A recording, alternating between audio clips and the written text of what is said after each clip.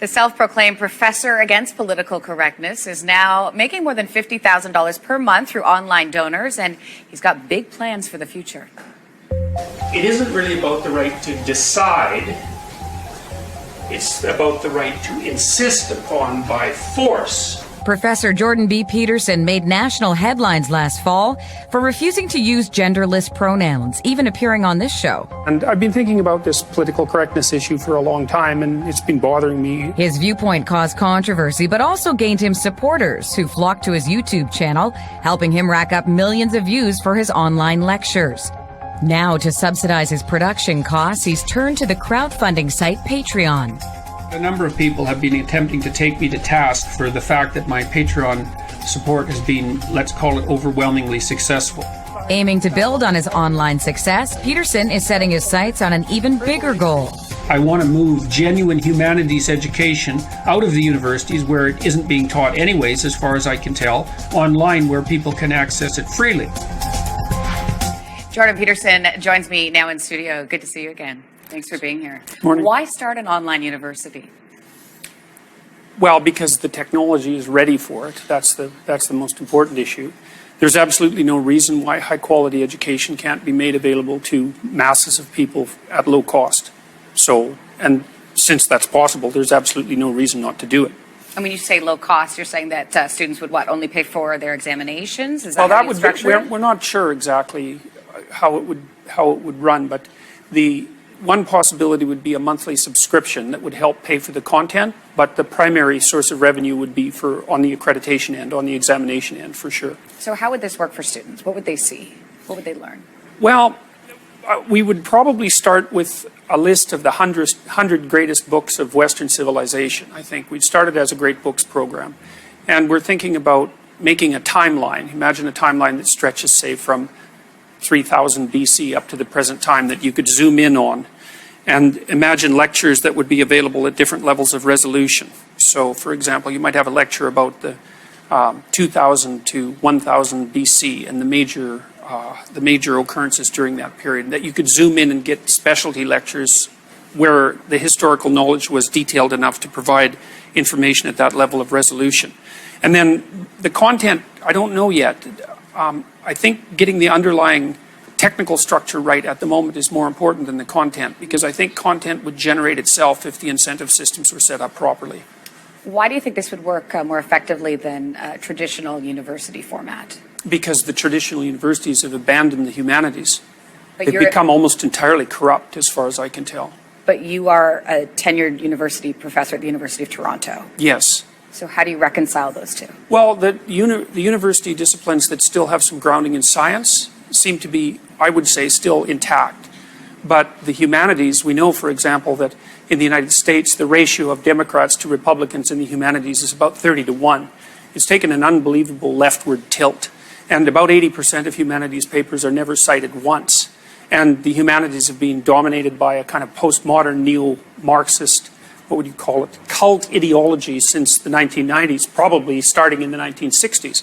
And so they've abandoned their mission to students. Their mission should be to teach students to speak, to think, and to read, and to become familiar with the best of the world, fundamentally, so that they can hone their cognitive skills and operate effectively in the world. And I don't believe they're doing that at all. I think it's a scam pretty much from top to bottom, and it's a very expensive scam.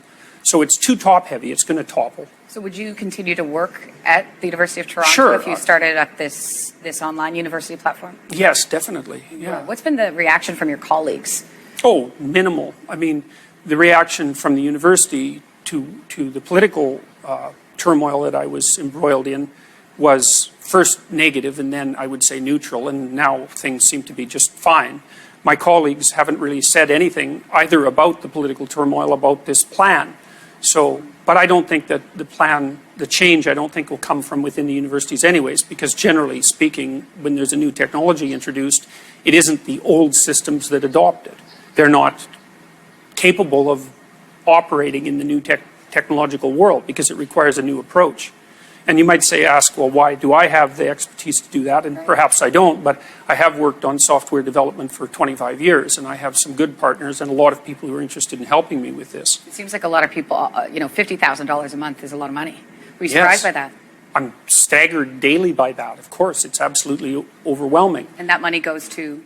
Well, it goes to, right at the moment, one of the things that's helped funding is I'm doing a series on the psychological significance of the biblical stories. And I used that money to rent the Isabel Bader Theatre up front for 12 weeks and to hire a film crew. And it goes in part to help me cover the costs of the videos that I keep making. And it also, well, that's fundamentally what it's doing at the moment. When do you expect this to be up and running?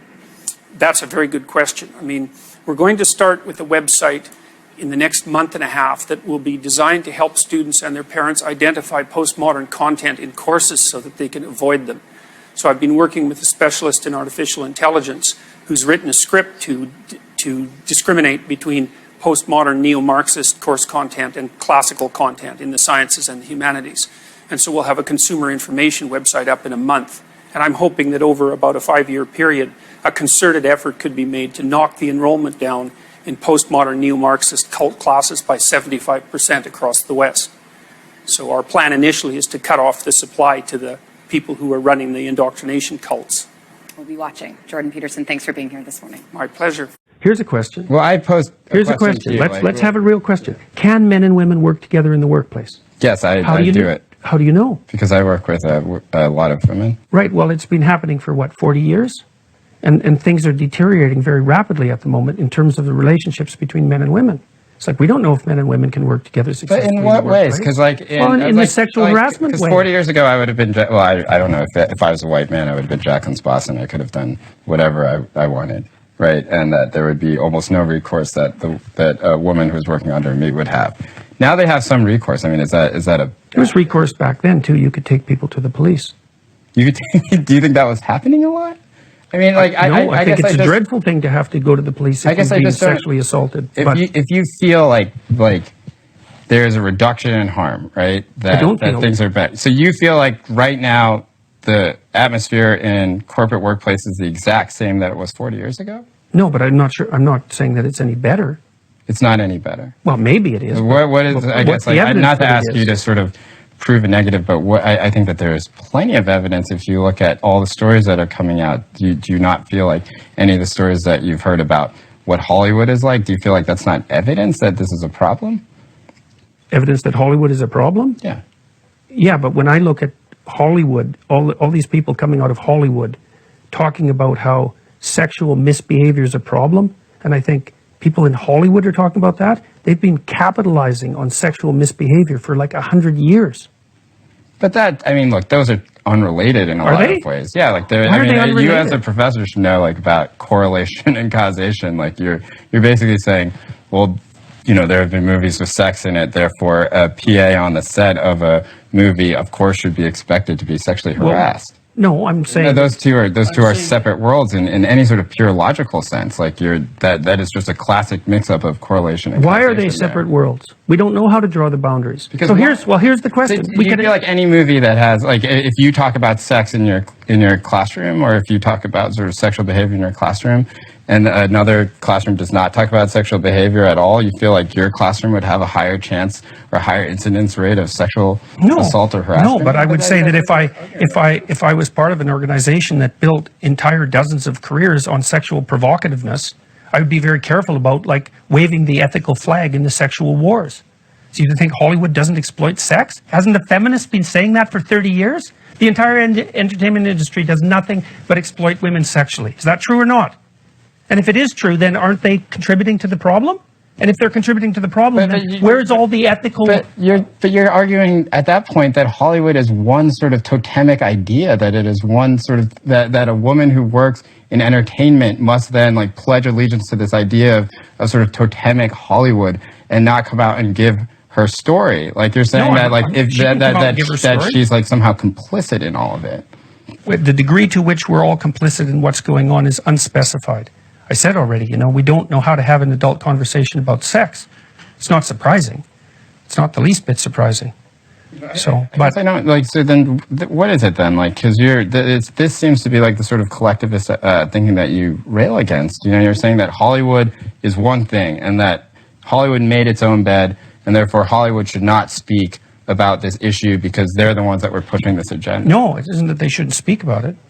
Or that they should do speak not have the carefully moral about it. authority to They should speak speak about carefully about it. Do you feel like they're not speaking carefully? Absolutely, they're not speaking carefully. Not in the least. What is out of control about it? Well, trial by public opinion, I suppose, is part of what's out of control about it. Trial by public opinion? Do you think that's what's happening? Yeah, to some degree, sure. It's very easy for people to come forward with accusations and demolish someone's reputation. That's trial by public opinion. So, I mean, And we don't have any conversation about the other side of the coin. You don't think women manipulate men sexually for advancement in the workplace? do you not think that there has been any sort of pushback against this Me Too movement at all? Yeah, there's been some. Okay, so then what do you mean we don't have conversations about the other side? It seems like every time I read any sort of publication, it's split more or less 50-50 and actually increasingly more towards like maybe this thing is out of control. It seems like that narrative is certainly out there. Yeah, true. It has started to emerge in the last couple of weeks. That's true. Yeah. So then, I don't understand. I guess I don't understand the question exactly. well, my question is essentially that like when you Is there sexual harassment in the workplace? Yes. Should it stop? That'd be good if it did. That'd be good. Will it? Well, not at the moment it won't because we don't know what the rules are. do you think men and women can work in the workplace together I don't know. without sexual harassment? We'll see. We'll see. How many years will it take for men and women working in the workplace together? More than To 40. get a sense. More than 40? We're new at this. We're new at this. Absolutely. We're completely new at it. It's only been a couple of generations. That's part of the problem, right? Is that we don't know what the rules are. Like what? Here's a rule. How about no makeup in the workplace? Why would that be a rule? Why should you wear makeup in the workplace? Isn't that sexually provocative? No. It's not? No. Well, what is it then? What's the purpose of makeup? Some people would like to just put on makeup. Why? I don't know why. Why do you make your lips red? Because they turn red during sexual arousal. That's why. Why do you put rouge on your cheeks? Same reason. So your argument? I'm not saying that you shouldn't wear makeup. No, I'm not saying that. But you're saying that I'm saying when we don't know women what the put rules on are. makeup in the workplace, that they have sexualized themselves in a way That's what makeup's for. Jesus, that's self-evident. Why else would you wear it? When women put on makeup in the workplace, Yeah. when they make their lips red, when they sort of put on rouge, right? That when they enter that workplace, if a man notices that there is sort of a complicitness with which the woman has said, I am going to sexualize myself in the workplace, and therefore whatever comes will come. No, I didn't say the last part of that. So I then didn't say what so is it whatever then? comes will come. But that- I think the issue of complicitness, how about high heels? I mean, look. How about high heels? What are they What for? about high heels? What about them? They're there to exaggerate sexual attractiveness. That's what high heels do.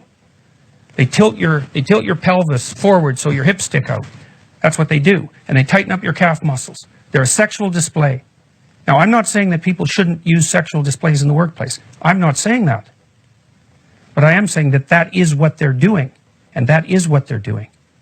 So what is the relevance then to like sexual harassment in the workplace then if you can't make... Well, the Maoists put everybody in uniforms to stop that sort of thing from happening. Men wear uniforms. That's the way they wear suits. I guess I'm not seeing the sort of coherence of the thought that you're putting together then, because... What are the rules that govern sexual interactions between men and women in the workplace? Yes. The answer is, we don't know. Right. So I'm throwing out some questions. How about makeup? Oh, that's okay. Is it? Why? Why is it okay? Well, I would think that there's certain ownership over one's body that they can take without... How about negligees? Well, look, if you That's had going too far. If you had a workplace with negligees, I think that there would be some sort of standard idea that maybe that would be a sexualized... Okay, so there's some line between lipstick and negligees that we don't want to cross. Okay, fair enough. Where exactly is the line? Well, I think that, much like Justice Scalia said with pornography, it's something that you can feel, or that you know it when you see it. I would say that Maybe. that sort of, but what's confusing to me and I really do just mean this in sort of a debate sense, which is that like these sorts of big collective ideas, they're things that you feel like are sort of derived through evolution, that people do come to a consensus that is meaningful. I don't think that anyone would say that wearing makeup to the office is in some ways like sexually deviant or something like that, or that it's inviting a sort of atmosphere of sexuality within the workplace. I would say that. You the would second say part, sure. It's exactly what it's doing. Okay, Why so else would you wear lipstick? Complete the thought for me then, because that's the part that I'd like for you to do. Like, complete the thought. A woman... I'm not saying that women shouldn't do it, and I'm also not saying that it should be banned. But I'm saying that you're absolutely naive if you don't think that that has anything to do with sexuality. Or Obviously sexual it does. harassment? Does it have something to do with sexual harassment in the workplace? I don't know. Because I don't know what the rules should be that govern the interactions between men and women in the workplace. I don't believe it. Should people be allowed to flirt in the workplace? Do you feel that, let's just, yes or no question, do you feel like women wearing makeup in the workplace contributes to sexual harassment in the workplace? Sure, it contributes. And so what should be done about that? You as a clinician who believes that there should be prescriptive ideas that don't mandate behavior, but that will guide behavior. I don't know. I don't know what the answer to that is. Do you feel like women shouldn't wear, do you feel like a serious woman who does not want sexual harassment in the workplace, do you feel like if she wears makeup in the workplace that she is somewhat being critical? Yeah, Okay. I do think that. Okay, let's move on. I don't see how you could not think that. It's like makeup is sexual display. That's what it's for. You say, well, I want to look more attractive. It's like, what do you mean by attractive exactly? So then what is a better outcome for you then? A workplace with no sexual harassment, where women wear uniforms and don't wear makeup, much like the Maoists, like you were saying, or a sort of freer workplace in which sexual harassment is an inevitability because women wear high heels and makeup? Well, I don't say that sexual harassment is an inevitability because women wear high heels and makeup. I didn't say that. Or that it is more likely? I said that it contributes to the sexualization of the workplace. What's the difference between more likely and that? Okay, more likely. I'll go with that. Yeah, more likely, right? Sure, okay. Okay, so which one do you prefer? I don't prefer either of them. Oh, which one of those two would I prefer? Yeah. Oh, I prefer the one where people have the freedom. And so within that, so we've gotten to that point, that people should have freedom to wear makeup, right? But that will inevitably lead to, not inevitably, that it is more likely that sexual harassment happens in the workplace. Isn't that sort of saying that if women wear, like, how is that not saying that if women wear makeup in the... That isn't what I said. Like, you're pushing it past what I said by a substantial margin. Sure, I said that we don't understand the rules that govern the interactions between men and women in the workplace, right? We don't understand the rules. And so I was pushing a limit case. That's what I was doing. I wasn't saying women shouldn't wear makeup. No, I was saying never we saying could that have you a said question that either, about, though. there should be a question raised about that. And there is often. I mean, companies have dress codes, let's say, you know, and they have a reason for that. But the fact that we got tangled up in this conversation is an indication of exactly how difficult it is to have a reasonable conversation about exactly what rules should govern the interactions between men and women in the workplace. I would object to that a little bit, because I think the reason why this conversation has been difficult is because, like, there are certain things where you'll just punt and you'll say, I'm not saying that, and you'll try and be very hyper-specific. And now, look, there are examples of that where I feel like you were right. Like, I feel like the Kathy Newman article, or the Kathy Newman interview, I felt like a lot of that she put words in your mouth. I don't feel like I'm doing that. In fact, I've been extremely careful not to. I'm definitely not accusing you of that. Okay, so I'm just saying that these sorts of conversations are difficult, not that you're making it unduly difficult, because I don't think you are. Sure. So I guess, look, this is a test case, right? Like, we are not here to say, like, Jordan Peterson believes that this is true. We are talking about a specific test case. Like, we agree, or not we agree, Yeah. you are arguing that makeup is sexualized, high heels are sexualized, Yeah. right? When they enter a workplace, the workplace has a higher preponderance of becoming sexualized. Right? Yes. How do we not then take the next step and say that, ergo, if we want to get rid of sexual harassment in the workplace, that your belief is that women should not wear high heels or makeup in the workplace? Oh, because there's other potential solutions. People could, you could allow for a certain amount of sexual tension and not act on it in a reprehensible manner. I mean, look, let's say you're married to someone, right? You go I am to a married, party. yeah. Okay, you go to a party. Do you ever flirt? I mean, I don't go to parties. Oh, okay. Do you ever flirt at all? No, honestly Okay, not. but do you know how? But that is, no, not really. Okay, well, I mean, so, I'm a so terrible that's not so example. good. Yeah. Well, look, one of the things that's enjoyable about the interactions between men and women, even if you're married, is an element of flirtatiousness that can underscore the interaction. Okay, you don't want to get rid of that. It's too tyrannical to get rid of that. But you're playing with fire. You have to know that you're playing with fire. And so there's going to be some sexual provocativeness in the workplace, let's say, both ways. But you're playing with fire. And you need to know what the rules are. We don't know what the rules are. Okay, how about what if I said it is okay to flirt with your coworker from time to time, but don't grab them in the privates? Well, that seems, I think we could agree that might be a reasonable start, right? But then, of course, you still have the problem of exactly what constitutes acceptable flirting. Do you feel like the majority of people then who are sort of in this Me Too movement right now who have been speaking out, Yeah. I mean, do you really think all of them are saying that you can't flirt at all? Or do you think most of them are saying, you just don't grab me in the privates? Because I just, as somebody who also has read about this, who's studied it quite a bit, who has followed it very intensely, it really does seem like the message is like, hey, don't pull your robe off, don't grab me in the boobs. No, I think it's worse than that. You do? Yeah, well, look at what happened with NBC. Now you're supposed to report your coworkers if you suspect them of romantic entanglements. That's been true about American, that is one symptom. But this is a policy now. It is. It's a policy at one company about sort of this industry-wide problem. Yeah, it's a response to it, but it's a bad response. You said, is it only about not being grabbed? It's like, no, it's not only about that. If it was only about not being grabbed, would you be okay with it? Well, I'm not in favor of people being involuntarily grabbed. I'm not in favor of sexual harassment or sexual assault, and not in the least. I already told you what I think. I'm a sexual conservative. Sure. I don't think people should have sex on the first date. I think they should be very careful with sex, right? So I'm not in the camp of let's grab each other under the mistletoe at the Christmas party, because what the hell? I'm not in that camp.